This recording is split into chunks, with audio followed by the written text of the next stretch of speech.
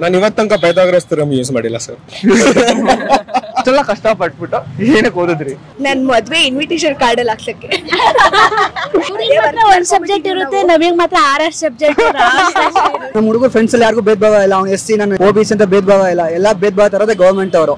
ಬರೀ ಡಿಗ್ರಿ ಮಾಡ್ಕೊಂಡಿದ್ರೆ ಏನು ಬರಲ್ಲ ಇವಾಗ. ಡಿಗ್ರಿ ಅಂದ್ರೆ ನಾರ್ಮಲ್ 10th ಸರ್ಟಿಫಿಕೇಟ್ ಇದ್ದಂಗಿದೆ ಇವಾಗ. ಸ್ಟಾರ್ಟಿಂಗ್ ಇಂದ ಕನ್ನಡ ಮೀಡಿಯಂ ಓದ್ಕೊಂಡ್ ಬಂದಿರ್ತೀವಿ, ಸಡನ್ ಆಗಿ ಇಂಗ್ಲಿಷ್ ಮೀಡಿಯಂ ಏನೇ ಅರ್ಥ ಆಗಲ್ಲ. ಕನ್ನಡಕ್ಕೆ ಬೆಲೆನೇ ಇಲ್ದಂಗ ಆಗುತ್ತೆ ಅರ್ಧಕ್ಕೆ. ಈ ಕಾಲೇಜಲ್ಲಿ ಏನು ಮಾತಾಡಲ್ಲ. ಕಾಲೇಜಲ್ಲಿ ಹಾಳು ಮಾಡ್ಬಿಟ್ರು ನಮ್ದು. ಕಾಲೇಜವರು ನಿಮ್ಗೆ ಹಾಳು ಮಾಡ್ಬಿಟ್ರು. ನಾವ್ ಏನಾದ್ರು ಬೆಳೆದ್ರೇನೆ ತಿನ್ನಕ್ ಆಗೋದು, ನಾಳೆ ದುಡ್ಡನ್ನಂತೂ ತಿನ್ನಕ್ ಆಗೋದಿಲ್ಲ.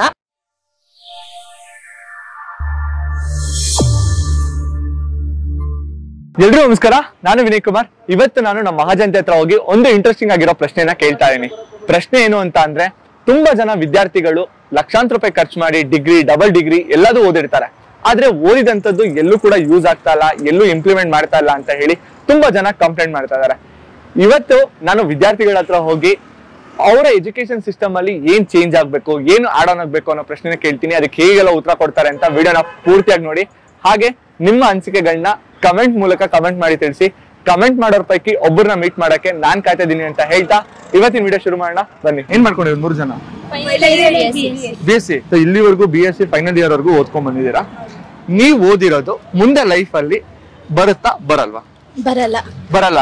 ಬರದೇ ಇಲ್ಲ. ಓಕೆ, ಬರಲ್ಲ ಅಂತ ಗೊತ್ತಿದ್ಮೇಲೆ ಇಷ್ಟೆಲ್ಲ ಕಷ್ಟಪಟ್ಬಿಟ್ಟು ಏನಕ್ಕೆ ಓದಿದ್ರಿ?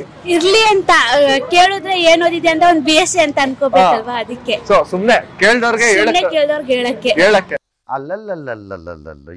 ನೀವು? ನಮ್ದು ಒಂದ್ ಡಿಗ್ರಿ ಆಗಿದೆ. ನಂದು ಒಂದ್ ಡಿಗ್ರಿ ಆಗಿದೆ.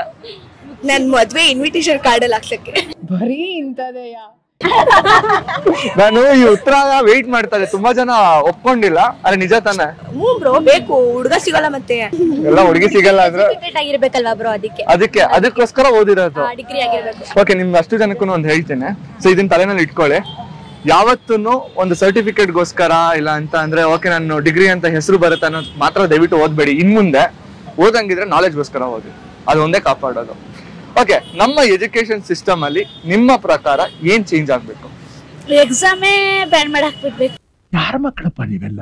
ಎಕ್ಸಾಮ್ನೇ ಬ್ಯಾನ್ ಮಾಡಕ್ ಎಕ್ಸಾಮೇ ಇರ್ಬಾರ್ದು, ತಲೆ ಬಿಸಿ ಓದ್ಬೇಕು, ಬರಿಬೇಕು ಅನ್ನೋದು. ಎಕ್ಸಾಮ್ನೇ ತೆಗಿಬೇಕು.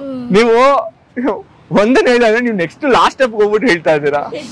ಓಕೆ, ಮ್ಯಾಥ್ಸ್ ತೆಗ್ದಾಕ್ಬಿಡ್ಬೇಕು ಫಸ್ಟ್. ಮ್ಯಾಥ್ಸ್ ತೆಗ್ದಾಕ್ಬಿಡ್ಬೇಕು. ಮ್ಯಾಥ್ಸ್ ಸೈನ್ಸ್ ಇರ್ಲೇಬಾರ್ದು. ನಾವ್ ಆಲ್ಜಿಬ್ರಾ ಎಲ್ಲ ಯಾಕೆ ಓದಿರ್ತೀವೋ ಅದಕ್ಕೆ ಸೈನ್ ಅಂತೆ, ಕಾಸ್ ಅಂತೆ, ನನ್ ಲೈಫ್ ಅಲ್ಲಿ ಯಾಕೆ ಯೂಸ್ ಮಾಡ್ತಾ ಇದೀನಿ ಅಂತ ನನ್ಗೆ ಇದುವರೆಗೂ ಗೊತ್ತಾಯ್ತಾ ಇಲ್ಲ. ಅವೆಲ್ಲ ನಿಮ್ಗೆ ಅಲ್ಲ, ಯಾರಿಗೂ ಗೊತ್ತಾಗಿಲ್ಲ. ಓಕೆ, ಲಾಸ್ಟ್ ಒಂದೊಂದು ಪ್ರಶ್ನೆ. ಸೊ ನಿಮ್ನೆಲ್ಲ ಟೀಚರ್ಸ್ ಇರ್ತಾರಲ್ಲ, ಸೊ ಒಂದಿಷ್ಟು ಅಸೈನ್ಮೆಂಟ್ಸ್ ಕೊಡ್ತಾರೆ, ಬ್ಲಾಗ್ ಬುಕ್ ಬರಿ ಅಂತಾರೆ. ಅವರು ನಮ್ ಲೈಫ್ ನೆಲ್ಲ ಕ್ರಾಸ್ ಮಾಡೇ ಬಂದಿರ್ತಾರೆ. ಆದ್ರೂ ಈ ತರ ಒಂದಿಷ್ಟು ಕೆಲಸಗಳು ಮಾಡ್ತಾರೆ. ಅಟೆಂಡೆನ್ಸ್ ಕಟ್ ಮಾಡೋದು, ಇಂಟರ್ನಲ್ಸ್ ಮಾರ್ಕ್ಸ್ ಕಟ್ ಮಾಡೋದು. ಸೊ ನಿಮ್ಮ ಪ್ರಕಾರ ಟೀಚರ್ಸ್ ಯಾವ ಒಂದು ವಿಷಯನ ಚೇಂಜ್ ಮಾಡ್ಕೋಬೇಕು? ಒಂದ್ ವಿಷಯ ಅಲ್ಲ ಬ್ರೋ, ಎಲ್ಲಾ ವಿಷಯನೂ ಚೇಂಜ್ ಮಾಡ್ಕೋಬೇಕು. ಟೀಚರ್ಸ್ ಆಗಿರ್ಬೇಕು ಫಸ್ಟ್. ಏನಾಗೋರೆ ಆಯ್ ಬಿಟ್ರೆ ನೀನ್ ಏನಾದ್ರು ಮಾತಾಡ್ತಿದ್ಯಾ, ಇಂಟರ್ನಲ್ಸ್ ಅಲ್ಲಿ ನೋಡ್ಕೋತೀನಿ ನೀನ್ ಅಂತ ಹೇಳ್ತಾರೆ. ಆಮೇಲೆ ನಾವು ಎದ್ರುಕೊಂಡೇ ಬರ್ಬೇಕು. ಬ್ರೋ, ನಾವು ಬರ್ತಾ ಇರೋದು 70% ಅಟೆಂಡೆನ್ಸ್. ಅದ್ ಯಾರ್ ನನ್ ಮಗ ಮಾಡಿಕೋನೋ ಗೊತ್ತಿಲ್ಲ, ಡೈಲಿ ಬರ್ಬೇಕು. ಅವ್ರು ಏನ್ ಮಾಡ್ತಾರೋ, ನಿದ್ದೆ ಬರುತ್ತೆ ಕ್ಲಾಸು ಅಂದ್ರೂ ಕೇಳ್ಬೇಕು, ಕಣ್ಕೊಂಡ್ ಬಿಟ್ಕೊಂಡು. ನೀವು ಕಾಲೇಜ್ ಬರೋದು ಅಟೆಂಡೆನ್ಸ್ ಗೋಸ್ಕರ? ಎಲ್ರು ಬ್ರೋ, ಎಲ್ರು ಅವ್ರಿಗೆ ಮಾತ್ರ ಒಂದ್ ಸಬ್ಜೆಕ್ಟ್ ಇರುತ್ತೆ, ನಮಗ್ ಮಾತ್ರ 6 ಸಬ್ಜೆಕ್ಟ್. ಒಂದ್ ಸಬ್ಜೆಕ್ಟ್ ಇರುತ್ತೆ, ನಮಗ್ ಮಾತ್ರ 6 ಸಬ್ಜೆಕ್ಟ್. ಅವೆಲ್ಲ ಓದ್ಬೇಕು. ಅದ್ಯಾಕೆ ಅವ್ರಿಗೆ ಒಂದ್ ಪಾರ್ಶಾಲಿಟಿ, ನಮಗ್ ಒಂದ್ ಕಡೆ ಪಾರ್ಶಾಲಿಟಿ? ಯಾಕೆ ಟೀಚರ್ಸ್ ನೀವು ಒಂದೇ ಮಾಡ್ಬೇಕಲ್ವಾ ಎಲ್ರಿಗೂ? ಕರೆಕ್ಟ್. ನೀವು ಕೇಳ್ತಾರದ್ರಲ್ಲಿ ವ್ಯಾಲಿಡ್ ಇದೆ. ಟೀಚರ್ ಮಾತ್ರ ಒಂದೇ ಸಬ್ಜೆಕ್ಟ್ ಹೇಳ್ಕೊಡ್ತಾರೆ, ನಾವು 6 12 ಅದೇನೇನೋ ಅಂತೆ. ಇಂಟರ್ನಲ್ಸ್, ಪ್ರಾಕ್ಟಿಕಲ್, ಥಿಯರಿ, ಅದ್ರಲ್ಲಿ ಬೇರೆ ಕಟ್ ಮಾಡ್ತೀನಿ ಅಂತ ಎಲ್ಲಾ ಬ್ಲಾಕ್ ಮೇಲ್ ಮಾಡ್ತಾರೆ. ಇನ್ನೊಂದ್ ಪಾಯಿಂಟ್, ಎಕ್ಸಾಮ್ ಅಲ್ಲಿ ಮೇನ್ ಎಕ್ಸಾಮ್ ಅಲ್ಲಿ ಇನ್ವಿಜಿಲೇಟರ್ ಬರ್ತಾರೆ.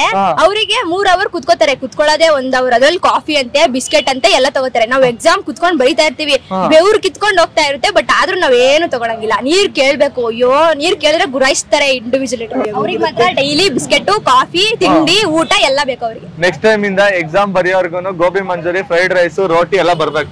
ಕರೆಕ್ಟ್ ಅಲ್ಲ? ಏನೋ ಬ್ರೆಡ್ ಸ್ನಾಕ್ಸ್ ತರ. ಅಲ್ಟಿಮೇಟ್ ನೀವುಗಳು. ನಾನು ಇದನ್ನ ಆಕ್ಚುಲಿ ಒಂದು ಸೀರಿಯಸ್ ಕಾನ್ಸೆಪ್ಟ್ ತರ ಮಾಡ್ತಾ ಇದ್ದೆ, ಬಟ್ ನೀವು ತಮಾಷೆಗೆ ತುಂಬಾ ಚೆನ್ನಾಗಿ ಮಾತಾಡಿದ್ರಿ. Thank you so much. ನಾನು ಏನ್ ಮಾಡ್ಕೊಂಡಿರೋದು? Engineering, mechanical same full block boys. Royal mech. So ನಾನು ನಿಮ್ನೆ ಹುಡುಕ್ತಾ ಇದ್ದೆ, ಸಿಕ್ಕಿದ್ರಿ ಈಗ ಫೈನಲ್ ಆಗಿ. ನಿಮ್ಮ ಪ್ರಕಾರ ನೀವ್ ಓದಿರೋದು ಮುಂದೆ ನೀವ್ ಕೆಲಸ ಮಾಡೋದ್ರಲ್ಲಿ ಇಂಪ್ಲಿಮೆಂಟ್ ಆಗುತ್ತಾ ಆಗಲ್ವಾ? ನಾನು ಇವತ್ತು ತನಕ ಪೈಥಾಗರಸ್ ಥಿಯರಮ್ ಯೂಸ್ ಮಾಡಿಲ್ಲ ಸರ್. ಇವಾಗ ಹೇಳಿ, ನಮ್ಮ ಎಜುಕೇಶನ್ ಸಿಸ್ಟಮ್ ಅಲ್ಲಿ ಏನು ಚೇಂಜ್ ಆಗ್ಬೇಕು? ರಿಸರ್ವೇಶನ್ ಒಂದ್ ತೆಗಿಬೇಕು ಸರ್. ಒಂದು ಕಾಸ್ಟ್ ಬೇಸ್ ರಿಸರ್ವೇಶನ್ ತೆಗಿಬೇಕು. ಇದು ಇನ್ಕಮ್ ಬೇಸ್ ರಿಸರ್ವೇಶನ್ ಇರ್ಲಿ ಸರ್, ಅದ್ರಲ್ಲಿ ಏನ್ ತಪ್ಪಿಲ್ಲ. ಬಟ್ ಕಾಸ್ಟ್ ಬೇಸ್ ರಿಸರ್ವೇಶನ್ ಒಂದ್ ತೆಗಿಬೇಕು ಸರ್. Valid point. ಹಿಂದುಳಿದ ಕ್ಯಾಸ್ಟ್ ಅಲ್ಲಿ ಯಾರೋ ತುಂಬಾ ಚೆನ್ನಾಗಿರ್ತಾರೆ, ಫಾರ್ ಎಕ್ಸಾಂಪಲ್ ಮಿನಿಸ್ಟರ್ ಮಕ್ಳು ಇರ್ತಾರೆ, ಅವ್ರಿಗೆ ಮತ್ತೆ ರಿಸರ್ವೇಶನ್ ಕೊಡೋದ್ರಲ್ಲಿ ಅರ್ಥ ಇಲ್ಲ. ಅದೇ ಸರ್ ಅವ್ನು ಹೇಳಿದ ನಿಜಾನೇ. ಎಲ್ಲಾರ್ಗು ಈಕ್ವಲ್ ಆಗಿ ಕೊಟ್ರೆ ಈಕ್ವಲ್ ಆಗಿ ಕೊಡಿ, ಅದ್ ಬಿಟ್ಟು ಭೇದ ಭಾವ ಮಾಡ್ಬೇಡಿ. ಇಲ್ಲೇ ಭೇದ ಭಾವ ಶುರು ಆಗೋದು. ಯಾರು ನಮ್ಮ ಹುಡುಗರು ಫ್ರೆಂಡ್ಸ್ ಅಲ್ಲಿ ಯಾರಿಗೂ ಭೇದ ಭಾವ ಇಲ್ಲ. ಅವ್ನು SC ನಾನು ಇದು OBC ಅಂತ ಭೇದ ಭಾವ ಇಲ್ಲ. ಎಲ್ಲಾ ಭೇದ ಭಾವ ತರೋದೇ ಗವರ್ಮೆಂಟ್ ಅವರು. ಅದು ಫಸ್ಟ್ ಸ್ಕಾಲರ್ಶಿಪ್ ಇದನ್ನ ತರೋದು. ಸ್ಕಾಲರ್ಶಿಪ್ ಈಕ್ವಲ್ ಆಗಿ ಕೊಡಿ. ಅವ್ನು ಇನ್ಕಮ್ ಬೇಸ್, ಅವ್ನೆಲ್ಲ ಇನ್ಕಮ್ ಬೇಸ್ ಇರ್ಲಿ, ಕ್ಯಾಶ್ ಬೇಸ್ ಬೇಕಾಗಿಲ್ಲ. ಫಸ್ಟ್ ಆಫ್ ಆಲ್ ಕ್ಯಾಶ್ ಅನ್ನು ಇದನ್ನ ತೆಗ್ದ್ಬಿಡ್ಬೇಕು. ನಮ್ಮ ಎಜುಕೇಶನ್ ಸಿಸ್ಟಮ್ ಅಲ್ಲಿ ನಿಮ್ಮ ಪ್ರಕಾರ ಏನು ಆಡ್ ಆನ್ ಆಗ್ಬೇಕು? ಇವಾಗ ಎಕ್ಸಾಮಿನೇಷನ್ ಇದೆಯಲ್ಲ, ನಾವು ಓದ್ತೀವಿ, ಅಲ್ಲಿ ಹೋಗಿ ಕಪ್ತೀವಿ ಅಷ್ಟೇ. ನಾವೇನ್ ಕಲಿಯೋದು 0%. ಅದ್ರಲ್ಲಿ 100 ಮಾರ್ಕ್ಸ್ ಬಂದಿರೋನ್ನ ಇವತ್ತು ಕೇಳಿ ಸರ್, ಇಲ್ಲಿ 100 ಮಾರ್ಕ್ಸ್ ತಗೊಳ್ಳೋರು ಎಷ್ಟೊಂದ್ ಜನ ಇದಾರೆ. ಅವ್ರಿಗೆ 3 ಬ್ಯಾಕ್ಲಾಗ್ ಇಟ್ಕೊಂಡಿರೋ ಹುಡುಗಂದು ಟೆಕ್ನಿಕಲ್ ನಾಲೆಜ್ ಒಂಚೂರು ಇಲ್ಲ ಸರ್. ಈ ಎಕ್ಸಾಮಿನೇಷನ್ ಅದ್ರ ವೈಟೇಜ್ ಒಂದ್ 20% ಇರಲಿ ಸರ್.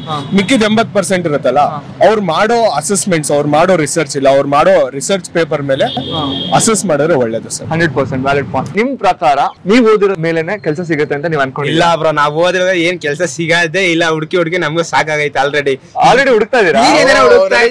ಮೊನ್ನೆ ಇಂಟರ್ನ್ಶಿಪ್ ನಡೀತು. ಅವ್ರು ಯಾವ್ದು ಬೇಸಿಸ್ ತಗೋರ್ ಗೊತ್ತಾ? PUC ಬೇಸಿಸ್ ತಗೋರೆ. ನಾವ್ ಓದ್ತಿರೋದು BCom. ಕಾಲ್ ಸೆಂಟರ್ ತಗೋತಾರೆ ಬ್ರೋ. 12,000 13,000 ಸ್ಯಾಲರಿ ಕೊಡ್ತೀನಿ ಅಂತಾರೆ. ಓದ್ಬೇಕಿತ್ತು. Valid point. ಓಕೆ ಬ್ರೋ, ಇವತ್ತು ನನ್ನ ಕಾನ್ಸೆಪ್ಟ್ ಕೂಡ ಇದ್ರ ಮೇಲೆನೆ ಇದೆ. ಇಂಡಿಯಾ ಎಜುಕೇಶನ್ ಆಗಿರ್ಬೋದು, ಇಲ್ಲ ಕರ್ನಾಟಕ ಎಜುಕೇಶನ್ ಸಿಸ್ಟಮ್ ಆಗಿರ್ಬೋದು, ಏನಾದ್ರೂ ನಿಮ್ಗೆ ತಿದ್ದುಪಡಿ ಆಗ್ಬೇಕು ಅಂತ ನೀವ್ ಅನ್ಕೊಂತೀರ? ಬ್ರೋ ಆಗ್ಬೇಕು ಬ್ರೋ. ಅಲ್ಲಿ ಕೆಲ್ಸಕ್ಕೆ ಅದೇನ್ ಬೇಕೋ ಅದನ್ನ ಮಾತ್ರ ಇಲ್ಲಿ ಇಂಪ್ಲಿಮೆಂಟ್ ಮಾಡೋದ್ರೆ ಇನ್ನೊಂದ್ ಸ್ವಲ್ಪ ಚೆನ್ನಾಗಿರುತ್ತೆ. ಇವ್ರು ನಾವ್ ಕೆಲಸ ಮಾಡೋದಕ್ಕೂ ಇಲ್ಲಿ ಓದ್ತಿರೋದಕ್ಕೂ ಏನ್ ಸಂಬಂಧನೇ ಇಲ್ಲ. ಈಗ ಸ್ಟಾರ್ಟಿಂಗ್ ಇಂದ ಕನ್ನಡ ಮೀಡಿಯಂ ಆಗಿ ಓದ್ಕೊಂಡ್ ಬಂದಿರ್ತೀವಿ, ಸಡನ್ ಆಗಿ ಇಂಗ್ಲಿಷ್ ಮೀಡಿಯಂ. ಏನೇ ಅರ್ಥ ಆಗಲ್ಲ, ಎಲ್ಲ ಬರೀ ಇಂಗ್ಲಿಷ್. ಕಾಲೇಜ್ ಕನ್ನಡದಲ್ಲೇ ಎಕ್ಸಾಮ್ ಬರೀತೀವಿ, ಕನ್ನಡದಲ್ಲೇ ಎಲ್ಲಾ ಮಾಡ್ತೀವಿ. ಇಂಟರ್ನ್ಶಿಪ್ ಇಂಟರ್ವ್ಯೂ ಏನ್ದಕ್ಕೆಲ್ಲ ಹೋದ್ರೆ ಅವ್ರು ಕನ್ನಡದಲ್ಲಿ ಮಾತಾಡಲ್ಲ, ಹಿಂದಿ ಕೇಳ್ತಾರೆ ನಮ್ಗೆ. ನಂಗೆ ಇಂಟರ್ನ್ಶಿಪ್ ಮಾಡಿದ್ರು, ನಿಮ್ಗೆ ಏನೇನ್ ಬರುತ್ತೆ ಅಂದ್ರು, ಕನ್ನಡ ಇಂಗ್ಲಿಷ್ ಅಂದ್ರೆ ಹಿಂದಿ ಬರುತ್ತಾ ಅಂತ ಕೇಳ್ತಾರೆ. ಹಿಂದಿ ಏನಕ್ಕೆ? ಹಿಂದಿ ಓಕೆ, ತಮಿಳ್ ತೆಲುಗು ಕೇಳಿದ್ರು ನನ್ಗೆ. ಹೌದಾ? ಕನ್ನಡಕ್ ಬೆಲೆನೇ ಇಲ್ದಂಗ ಆಗುತ್ತೆ ಅರ್ಧಕ್ಕೆ. ಈ ಕಾಲೇಜಲ್ಲಿ ತಮಿಳ್ ಬಿಟ್ರೆ ಇನ್ನೇನು ಮಾತಾಡಲ್ಲ. ಕಾಲೇಜಲ್ಲಂತೂ ಬರೇ ತೆಲುಗು ಇಂಗ್ಲಿಷ್ ಮಾತಾಡಕ್ಕೆ ಅಂತಾನೆ ಒಂದ್ ಪೀರಿಯಡ್ ಗಳು ಮಾಡ್ಕೋಬೇಕು ಅವರು, ಇಲ್ಲಾಂದ್ರೆ ಕಷ್ಟ ಆಗುತ್ತೆ. ಚೈನಾದಲ್ಲಿ ನೋಡ್ತಾ ಇದೀವಲ್ಲ, ಅಲ್ಲಿ ಏನಂದ್ರೆ ಮಕ್ಳುಗಳು ಓದಿದ ತಕ್ಷಣ ಅವ್ರಿಗೆ ಯಾವ ತರ ಸ್ಕಿಲ್ ಬೇಕು ಇಂಪ್ರೂವ್ ಮಾಡಕ್ಕೆ, ಅವ್ರ ಕೆಲಸ ಮಾಡ್ಲಿಕ್ಕೆ ಅವ್ರ ಸ್ಕಿಲ್ ನ ಯೂಸ್ ಮಾಡ್ಕೊಂಡು ಹೋಗ್ತಾರೆ. ಅದನ್ನೇ ಓದ್ಕೊಂಡು ಹೋಗ್ತಾರೆ. ಒಂದೇ ಸಬ್ಜೆಕ್ಟ್ ತರ ಬರುತ್ತೆ. ಅದನ್ನೇ ಇಲ್ಲಿ ಇಂಪ್ಲಿಮೆಂಟ್ ಮಾಡ್ಬೇಕು ಅಂತ ನಾವು ಕೇಳ್ತಾರೆ. ಆ ತರ ಇಂಪ್ಲಿಮೆಂಟ್ ಮಾಡ್ಬೇಕು. ಓಕೆ, ನಿಮ್ ಪ್ರಕಾರ ಏನ್ ಇಂಪ್ಲಿಮೆಂಟ್ ಮಾಡ್ಬೇಕು? ಓದೋದೇ ಬೇಡ, ಟ್ರೈನಿಂಗ್ ಇದ್ರೆ ಸಾಕು. ಟ್ರೈನಿಂಗ್ ಓದೋದ್ ವೇಸ್ಟ್. ಏನೋ ಇಂಗ್ಲಿಷ್ ಮಾತಾಡೋದ್ ಕಲಿಬೇಕು, ಸ್ಕಿಲ್ ಇರ್ಬೇಕು ಅಷ್ಟೇ ನಮ್ಗೆ. ಓದೋದ್ ವೇಸ್ಟ್ ಅನ್ಕೋತೀನಿ ನನ್ನ ಪ್ರಕಾರ. ಹಿಂದಿ ಇಂಗ್ಲಿಷ್ ಒಂದಿದ್ರೆ ಸಾಕು ಬ್ರೋ. ಇಲ್ಲಿ ಹಿಂದಿ ಓದೋದೇ ಬೇಡ, ಹಿಂದಿ ಇಂಗ್ಲಿಷ್ ಒಂದಿದ್ರೆ ಅವರೇ ಟ್ರೈನಿಂಗ್ ಕೊಟ್ಟಿ ಅವರೇ ಕೆಲಸ ಕೊಡ್ತಾರೆ. ಗವರ್ಮೆಂಟ್ ಇಂದ ಒಂದು ರೂಲ್ಸ್ ಮಾಡಿದ್ದಾರೆ. ಅದೇ ಡಿಗ್ರಿಗೆ 3,000, ಡಿಪ್ಲೊಮಾಗೆ 1,500. ಅದು ಎಷ್ಟು ವರ್ಷ ಅಂತ ಕೊಡ್ತಾರೆ ಬ್ರೋ. ಅದ್ರ ಮಾಡೋದು ಅದ್ರ ಬಗ್ಗೆ ಕೆಲಸ ಹೊಡಿಬರ ಕೇಳಿ ಬ್ರೋ. ಸಾಕು ಕೆಲಸ ಬೇಕು. ದುಡ್ಡು ಬೇಕು ಅಂದ್ರೆ ನಾವ್ ಹೆಂಗ್ ದುಡ್ಡು ಓದಕ್ ಬರ್ಬೇಕಿತ್ತು. ಎಲ್ಲ ಕೆಲ್ಸಕ್ಕೆ ಹೋದ್ರೆ ಬೇಜಾನ್ ದುಡ್ಡು ಮಾಡ್ಕೊಬಹುದು. ಓಕೆ, ಸೊ ಕೆಲಸ ಬೇಕು. ಇಲ್ಲಿವರೆಗೂ ಓದಿದಿರಲ್ಲ, ಈ ಓದಿರೋದು ಮುಂದೆ ಜೀವನದಲ್ಲಿ ಕೆಲಸ ಮಾಡ್ಬೇಕಾದ್ರೆ ಯೂಸ್ ಆಗತ್ತಾ ಆಗಲ್ಲ ಬ್ರೋ? ಆಗಲ್ಲ. ಮತ್ತೆ ಏನಕ್ಕೋಸ್ಕರ ಎಲ್ರು ಇಷ್ಟು ಕಷ್ಟಪಟ್ಟು ಇಷ್ಟು ದುಡ್ಡು ಖರ್ಚು ಮಾಡಿ ಹಗಲು ರಾತ್ರಿ ಓದ್ತಾರೆ ಬ್ರೋ? ನಾಲೆಡ್ಜ್ಗೋಸ್ಕರ ಅಷ್ಟೇ ಬ್ರೋ. ನಾನು ಓದಿದೀನಿ ಅನ್ನೋದಕ್ಕೋಸ್ಕರ ಅಷ್ಟೇ. ಓದ್ತೀನಿ ಅನ್ನೋ ಕೆಲ್ಸನೇ ಇಲ್ಲ, ಓದಿದ್ಮೇಲೆ ಏನಿಲ್ಲ ಬ್ರೋ. ಏನಿಲ್ಲ. ಆದ್ರೂ ಜನ ರೊಚ್ಚಿಗೆದ್ದು ಓದ್ತಾರೆ. ನಿಮ್ಮ ಪ್ರಕಾರ ನಮ್ಮ ಎಜುಕೇಶನ್ ಸಿಸ್ಟಮ್ ಅಲ್ಲಿ ಏನ್ ಚೇಂಜ್ ಆಗ್ಬೇಕು? ಮೇನ್ ಸ್ಪೋರ್ಟ್ಸ್ ಇರ್ಬೇಕು ಬ್ರೋ. ಸ್ಪೋರ್ಟ್ಸ್ ನಮ್ ಕಾಲೇಜಲ್ಲಿ ಸ್ಪೋರ್ಟ್ಸ್ ಇಲ್ಲ ಬ್ರೋ. ಸ್ಪೋರ್ಟ್ಸ್ ಆಡೋಣ ಅಂದ್ರೆ ಗ್ರೌಂಡ್ ಇಲ್ಲ. ಗ್ರೌಂಡ್ ತಂದು ಈಗ ಬಿಲ್ಡಿಂಗ್ ಕಟ್ತೀವಿ ಅಂತ ಮೆಟೀರಿಯಲ್ ತಂದು ಹಾಕಿದ್ದಾರೆ. ಆಡೋಣ ಅಂದ್ರೆ ಕಾಂಪೌಂಡ್ ಬಿಟ್ಟು ಆಚೆ ಓಡಿಸ್ತಾರೆ. ಓದಾಗಿ ಅಂತ ಲೈಬ್ರರಿಲಿ ಕುತ್ಕೋ ಅಂತಾರೆ ಬ್ರೋ. ಏನು ಮಾಡಲ್ಲ ಬ್ರೋ ಇವರು. ನಮ್ ಕಾಲೇಜಲ್ಲಿ ಹಾಳು ಮಾಡ್ಬಿಟ್ರು ನಮ್ದ. ಖತಮ್, ಬಾಯ್ ಬಾಯ್, ಟಾಟಾ, ಗುಡ್ ಬಾಯ್, ಗಯಾ. ನಿಮ್ ಕಾಲೇಜ್ ಅವರು ನಿಮ್ ಹಾಳು ಮಾಡ್ಬಿಟ್ರು. ನಿಮ್ ಪ್ರಕಾರ ಟೀಚರ್ಸ್ ಏನ್ ಚೇಂಜ್ ಮಾಡ್ಕೊಬೇಕು? ಅವರು ಫ್ರೆಂಡ್ಲಿ ಇರ್ಬೇಕು ಬ್ರೋ ಸ್ಟೂಡೆಂಟ್ ಹತ್ರ. ಅವ್ರು ಸ್ಟ್ರಿಕ್ಟ್ ಮಾಡ್ತಾರೆ. ಅವ್ರು ಹುಡುಗರು ಏನೋ ಗೊತ್ತಿಲ್ಲದೆ ಮಾತಾಡ್ಬಿಡ್ತಾರೆ. ಏನೋ ಮಾತಾಡ್ಬೇಡ ಅಂದ್ರೆ ನಡೆಯುತ್ತೆ ಬ್ರೋ. ಅದಕ್ಕೆ ಅವರು ಇಲ್ಲ ಆಬ್ಸೆಂಟ್ ಆಗ್ಬಿಡೋದು, ಕ್ಲಾಸಿಗೆ ಬಂದ್ರು ಇಲ್ಲ ಮಾರ್ಕ್ಸ್ ಹಿಡ್ದಾಕ್ಬಿಡೋದು,